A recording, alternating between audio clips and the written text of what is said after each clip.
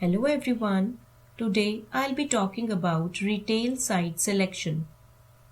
Shopping centers in recent years have faced intense competition from big box stores like Walmart and IKEA in isolated or strip locations and online retailers. As a result, more shopping center operators are utilizing social media to lure and retain customers. When a major traffic generating store closes, then its impact on the remaining retail tenants, especially when the closed store had a prominent position in the mall, is a matter of concern. So let's talk about how to identify right location. Identifying the right location at the right price is critical to the success of any retailer.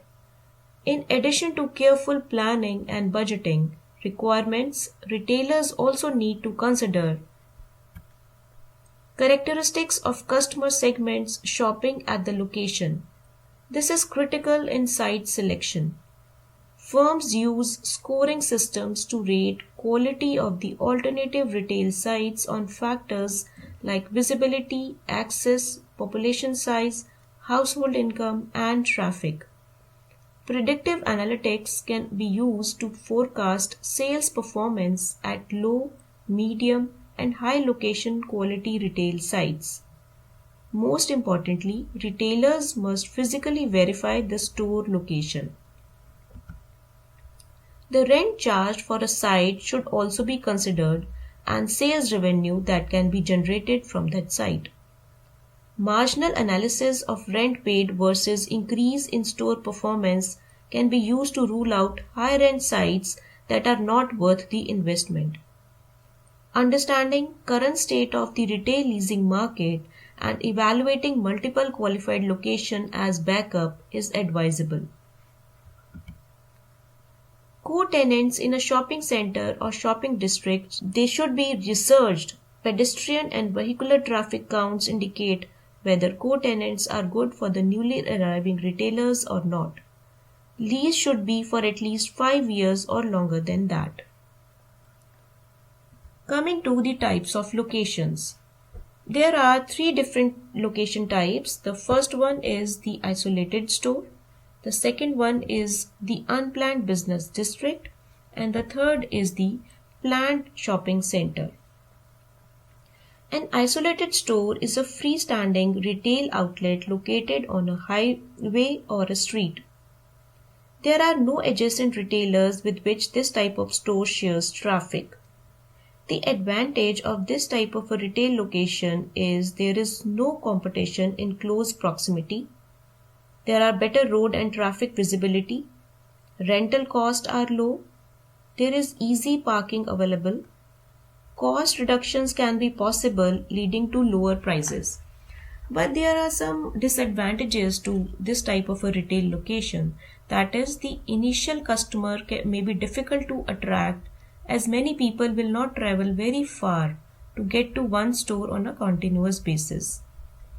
There is an increased advertising expenses and costs such as outside lighting, security, the trash collection or the ground maintenance, they are not shared. Such a store must often be built rather than rented.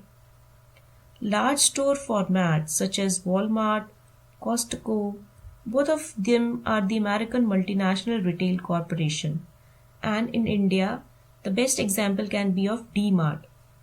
These stores, they are best suited to isolated locations. Because a small specialty store would be unable to develop a customer following, people would be unwilling to travel to a store that does not have a large assortment of products or a strong image for merchandise and prices. Now let's talk about the unplanned business district. An unplanned business district is a type of retail location where two or more stores are in close proximity. For example, 4 April stores exist in an area with no grocery store. There are 4 kinds of unplanned business districts. The first one is the central business district. The second is the secondary business district. And the third one is the neighborhood business district. Fourth is string. A central business district is a hub of retailing in a city where there is a greatest density of office buildings and stores. Both vehicular and pedestrian traffic are very high. Shoppers are drawn from the whole urban area and include all ethnic groups and all classes of people. Has at least one major department store and a number of specialty and convenience stores. The arrangement of stores follows no preset format. It depends on first come, first located.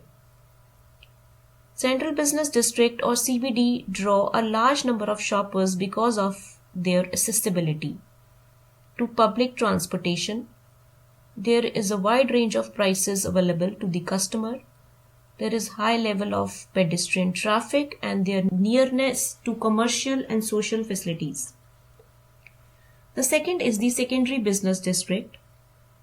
SBD is an unplanned shopping area in a city or town that is usually bounded by the intersection of two major streets. Large cities have multiple SBDs. The kind of goods and services sold in an SBD is similar to that of CBD. But a secondary business district has smaller stores, less width and depth of merchandise assortment, and a smaller trading area with large proportion of convenience-oriented items. The SBD major strengths are access to public transportation, less crowding, and more personal service than in central business district, and are located near to the residential area than a CBD. The third one is the neighborhood business district or NBD. It's an unplanned shopping area that appeals to the convenient shopping and service needs of a single residential area. An NBD contains several small stores such as dry cleaning, a stationery store, a beauty salon, restaurant, etc. This type of business district is situated on a major streets of its residential area. Neighborhood business district are opened at good locations. They have long store hours, good parking, and less hectic atmosphere than a central business district or secondary business district. But there is a limited selection of goods and services, and prices are higher because competition is less than in SBD or CBD. The fourth unplanned business district is termed as string. A string is an unplanned shopping area comprising a group of retail stores, often with similar or compatible product lines, located along a street or highway. Antique stores, apparel retailers, car dealers, they often situate in strings. A string location has many advantages. They have lower rent, more flexibility, better road visibility, parking, and lower operating cost, but they have less product variety. There is a high advertising cost. They need to build their own premises, and there are many zoning restrictions in a string unplanned business district. The third type of a retail site is a planned shopping center. Planned shopping center includes variety of retail stores like banks, food courts, theaters, service stations, that are architecturally designed for shopping with anchor stores and small stores in between to serve the shopping needs of a city or area. Planned shopping center has maximum pedestrian traffic for individual stores because of access to highways and availability of parking for consumers. Generally lower rent and taxes than central business districts and lower theft rates in the planned shopping center. But they have higher rent than an isolated store. They have restrictions on goods and services that can be sold by each store, and there is always a competitive environment within the center and domination by large anchor stores. There are three types of planned shopping center: regional, community, and neighborhood. Let's talk about the regional shopping center first. It is a major retail shopping complex serving a distinct geographical area of a city or state. It has at least one major full-line department store and number of other retailers and service providers. A regional center offers a very broad and deep assortment of shopping-oriented goods and services intended to enhance the consumer's visit. Regional shopping center add category killers and is a result of a planned effort to recreate the shopping variety of a suburban area. The second type is the community shopping center. It is a moderate-sized planned shopping facility with a branch department store, a category killer store, as well as several smaller stores.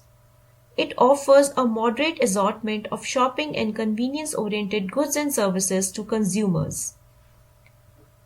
Community shopping centers are of two types. The first one in this is the power center. A power center is a shopping site with category killer stores and a smaller stores and several complementary stores specializing in one product category. The second in this is the lifestyle center. Lifestyle center is an open air shopping site that includes specialty stores as well as dining and entertainment. The focus is often on apparel, home products, music, restaurants and books. The third type of planned shopping center is the neighborhood shopping center. Neighborhood shopping center is a planned shopping facility with the largest store being a supermarket or a drugstore. Other retailers include a laundry, a dry cleaner, bakery, stationery store, a beauty parlor or a hardware store. This center focuses on convenience-oriented goods and services for people living or working nearby. The decision to select a locational format, whether isolated, unplanned district or planned center, depends on the firm's strategy and a careful evaluation of advantages and disadvantages of each alternative. Coming to the next topic, that is location and site evaluation. Assessment of general locations and the specific sites requires extensive analysis. Different retailers need different kinds of sites. A location that is good for one firm may be less desirable for another.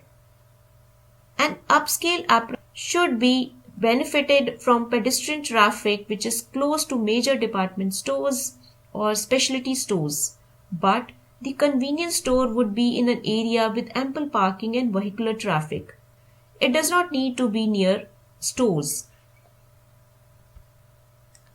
Pedestrian traffic, that is most crucial measure of a location and site's value and are the number and the type of people passing by. A site with the most pedestrian traffic is often regarded as the best. The number and the type of vehicles driven to a particular shopping area is crucial for the success of a retail store operation. Convenience stores rely on heavy vehicular traffic, where pedestrian traffic is often limited.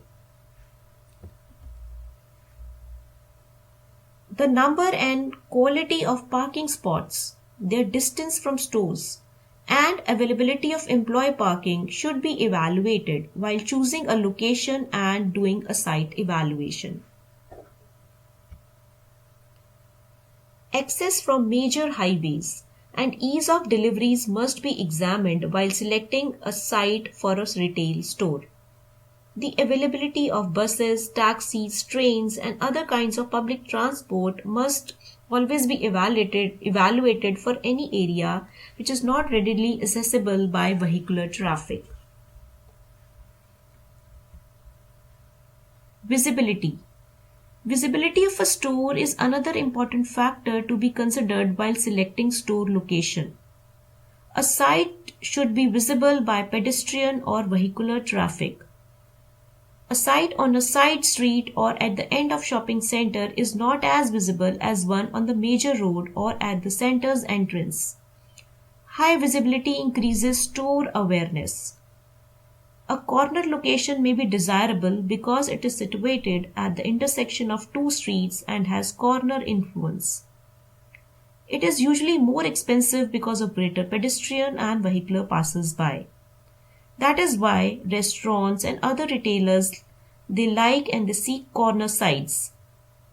Even the stationery stores, the furniture stores, they often require the visibility of their store to increase their traffic to the store. Terms of occupancy should be evaluated thoroughly, whether ownership or leasing. If leasing, then type of lease, operations and maintenance cost, taxes, zoning restrictions, they must be evaluated for each prospective site. This is all from my side on the selection of site location for a retail store. Thank you.